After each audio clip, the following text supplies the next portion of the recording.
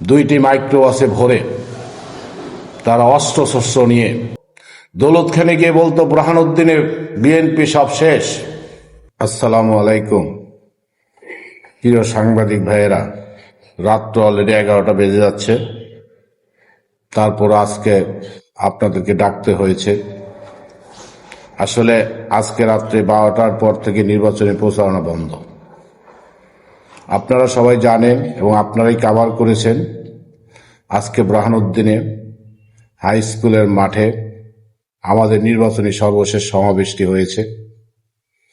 এই সমাবেশে বুরহানুদ্দিনের প্রতিটি ইউনিয়ন থেকে জনগণ এই সমাবেশে অংশগ্রহণ করেছে। ঠিক তেমনি দেউলা ইউনিয়ন থেকেও লোকজন এসে এই জনসমাবেশে অংশগ্রহণ করেছিল। তারা সমাবেশ শেষে যখন বাড়িতে ফিরছিল তখন মজমের হাট পৌঁছার পরে ওই এলাকার লোকজন সেখানে তারা, যেহেতু একটি বিশাল সমাবেশ থেকে তারা ফিরেছে, সেখানেও তারা বিএনপির স্লোগান দিতে দিতে ওখানে গিয়েছে। যাওয়ার পরে ওখানে স্থানীয় জামাতের 2-4 জন কর্মী ছিল, তারাও ওখানে মিছিল করার একটি উদ্যোগ নিচ্ছে বলে আমি শুনেছি। কিন্তু বিএনপির কর্মীরা যেহেতু এই সময় মিছিলরত ছিল, তারা তারপরে একটি মিছিল করবে এরকম একটা কথা ছিল।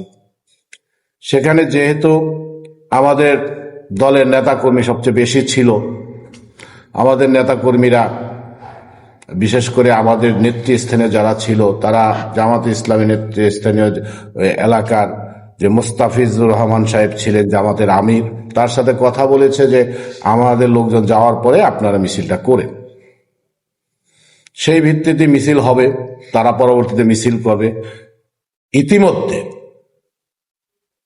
হঠাৎ করে বুরহানুদ্দিন থেকে 2টি মাইক্রোবাসে বুরহানুদ্দিনের জামাতের পৌরসভার সাধারণ সম্পাদক জনাব মাকসুদুর রহমানের নেতৃত্বে 2টি মাইক্রোবাসে ভরে তারা অস্ত্রশস্ত্র নিয়ে মজম বাজারে হাজির হয় এবং সেখানে তাদের সকলের গায়ে এমন পোশাক পরা ছিল যে তারা হয়তো প্রশাসনের কোনো লোকজন, নিরাপত্তা রক্ষীর এসে তারা গিয়েছে, তাদের কাছে লাঠি ছিল, রড ছিল, তাদের গাড়ির ভিতরে বগি ডাটা ছিল। স্থানীয় লোকজন যেটা দেখেছে, তারা ওখানে নেমে আমাদের লোকজনকে হুমকি ধমকি দিচ্ছে এবং অনেককে হত্যারও হুমকি দিয়েছে। এই যে গ্রুপটি মাকসুদুর রহমানের নেতৃত্বে গেছে, সেখানে হেলাল উদ্দিন ছিল যে ঢাকা মহানগর ছাত্র শিবিরের নেতা,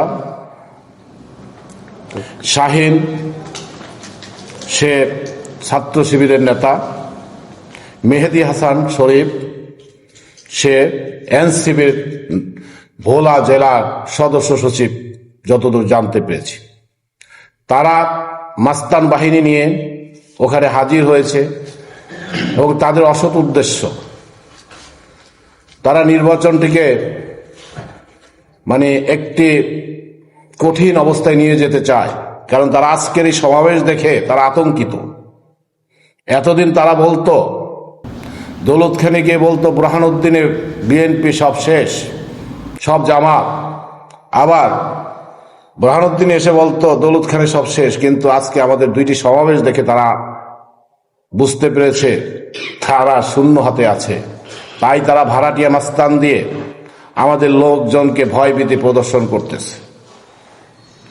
তাই আজকে এত রাত্রে আপনাদেরকে আমরা ডেকে এই ঘটনাটা প্রশাসনের দৃষ্টিতে আনতে চাই।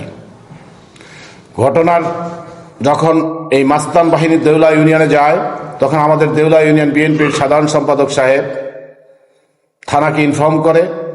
থানা যৌথ বাহিনীকে ওখানে পাঠিয়েছে, যৌথ বাহিনী ওখানে গিয়েছে, উভয় পক্ষকে তারা নিবৃত্ত করেছে, কোনো অঘটন ঘটেনি। কিন্তু মাস্তান বাহিনীর ব্যাপারে তারা কোনো পদক্ষেপই নেয়নি। কেন তারা বুরহানুদ্দিন থেকে হায়ার করে 2টি মাইক্রো নিয়ে ওখানে উপস্থিত হলো, তারা কিন্তু এই ব্যাপারে কিছুই করল না।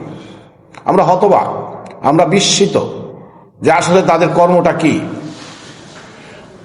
এইভাবে যদি ভীতি প্রদর্শন করে তাহলে 12 তারিখের নির্বাচনের সাধারণ জনগণ ভোট দিতে যাওয়াটা তাদের জন্য মুশকিল হয়ে যাবে।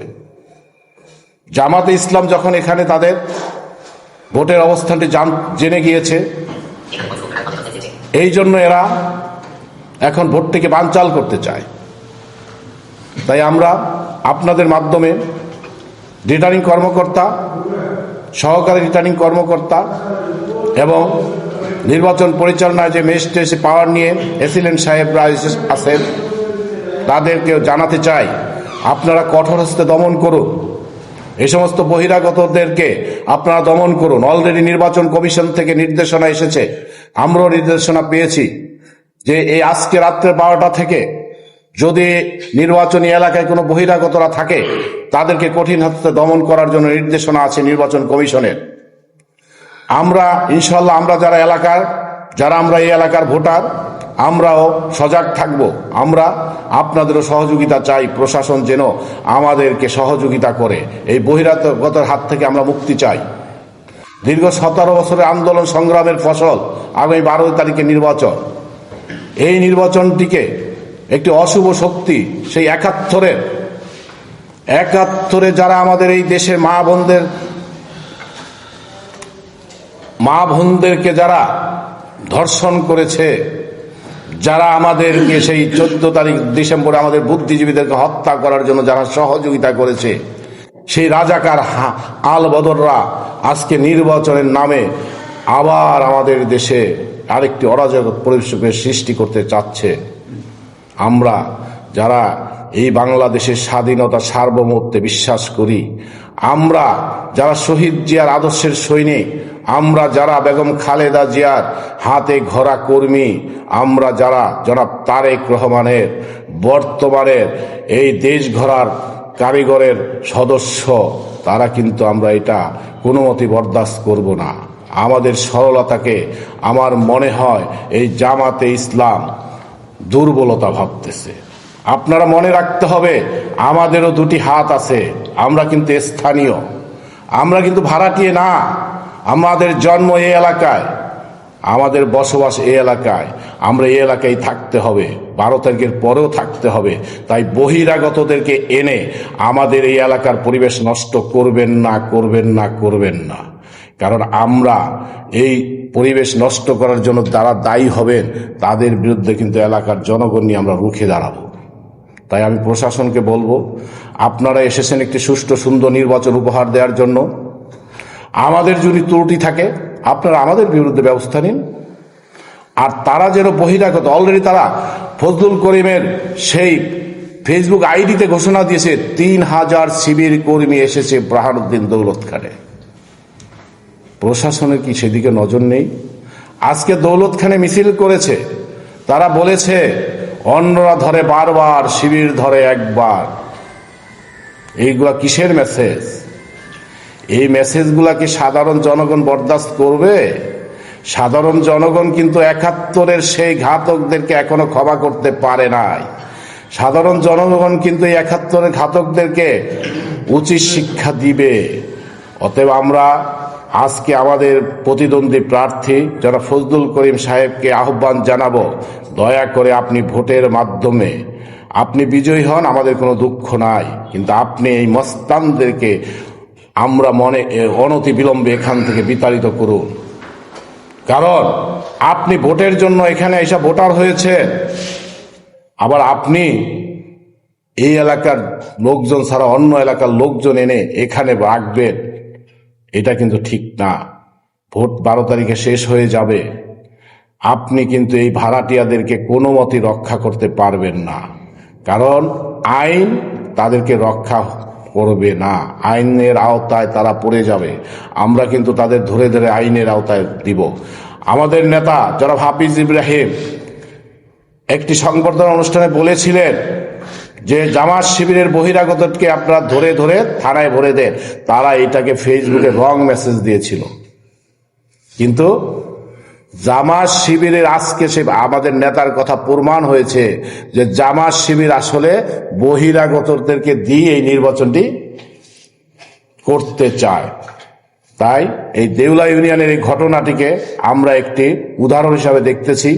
তারা আমাদেরকে আতঙ্কিত করতে চায়। কিন্তু আমরা যারা বিএনপি করি, আমরা 17 বছর অত্যাচারিত, জেল জুলুম মামলা এখনো আমাদের শেষ হয় নাই। অতএব আমরা যারা এত কষ্ট করে এসেছি, আমাদের নেত্রী যেই ভোটের জন্য জীবন উৎসর্গ করেছে, সেই ভোটকে সুষ্ঠু করার জন্য আমরা সকল ধৈর্য এবং সহ্য নিয়ে ভোট সেন্টারে থাকব। আমরা আবারও পরিশেষে এই প্রশাসনকে আহ্বান জানাবো, দয়া করে আপনারা কঠিন হন, আপনারা আপনাদের সঠিক আইন প্রয়োগ করুন, দোষীদের বিরুদ্ধে ব্যবস্থা গ্রহণ করুন। আর এই সন্ত্রাসী মাকসুদকে আপনারা অনতিবিলম্বে গ্রেপ্তার করুন। সে মামলার আসামি, কিন্তু সে মিছিল মিটিং করে যাচ্ছে প্রশাসনের নাকের ডগায়। এ দ্বারা কি মেসেজ আসতেছে? তারা থানার সামনে তারা মিটিং করে, মিছিল করে, অথচ সে মামলার আসামি। এই জন্য এই সন্ত্রাসীদের গ্রেপ্তার করুন, অস্ত্র উদ্ধার করুন, বহিরাগতদেরকে গ্রেপ্তার করুন, এবং বহিরাগতদের মাধ্যমে যে সমস্ত অস্ত্রশস্ত্র আমাদের এলাকায় ঢুকেছে এগুলো আপনারা উদ্ধার করে একটি নির্বাচনের জন্য একটি সুষ্ঠু পরিবেশ তৈরি করবেন। এই আহ্বানই আপনাদের মাধ্যমে আমরা প্রশাসনকে জানাচ্ছি। আল্লাহ হাফেজ।